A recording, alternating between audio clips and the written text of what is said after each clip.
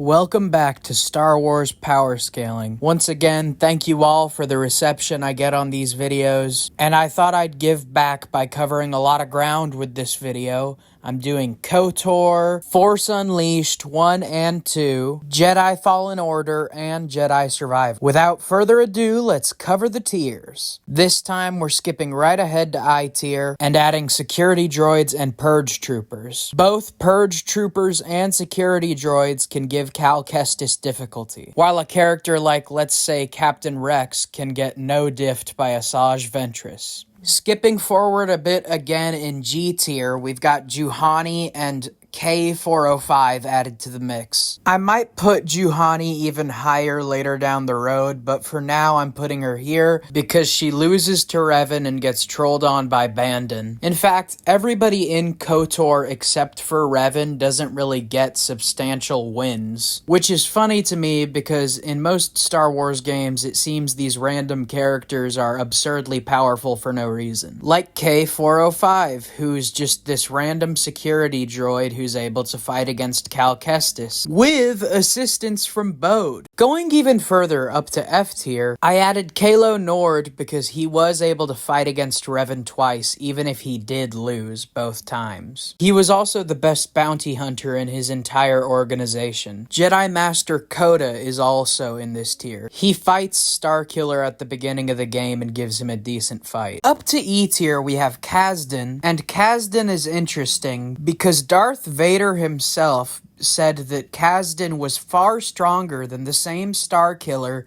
who defeated Master Cato.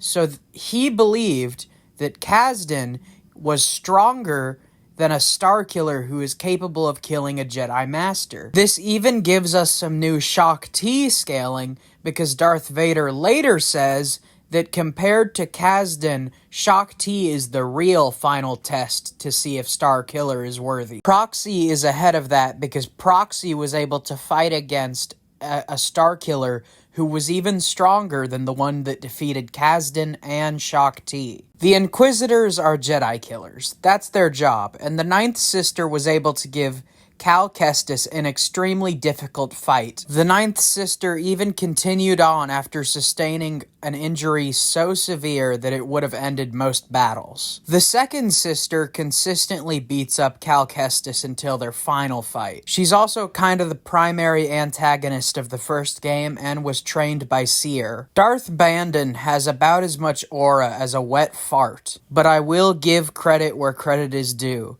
He was entrusted with the mission by Darth Malak to go after Revan and Bastila. Finally, Ravis gave Cal Kestis a true warrior's battle, and has an alleged history of killing Jedi. Cal Kestis consistently fights off threats even the strongest Jedi cannot handle. He went to Dathomir and he fucked them up. Darth Sidious himself was somewhat afraid of the Night Sisters and the Witches. Also, Cal has a history of fighting very strong opponents. Bastila was already arguably a Jedi Council level Jedi, but she got even stronger after becoming a Sith, and almost immediately took Darth Bandon's place. Merrin can help Cal Kestis fight off Jedi killer level characters. Obi-Wan basically defeated Asajj Ventress in the Clone Wars movie, and Anakin held his own against Dooku. Oh, I'm gonna upset some people with this tier. Degan Gera was once a Jedi Knight who consistently overpowered a very strong Cal Kestis. I put Terran higher than this because Terran was straight up about to kill Cal,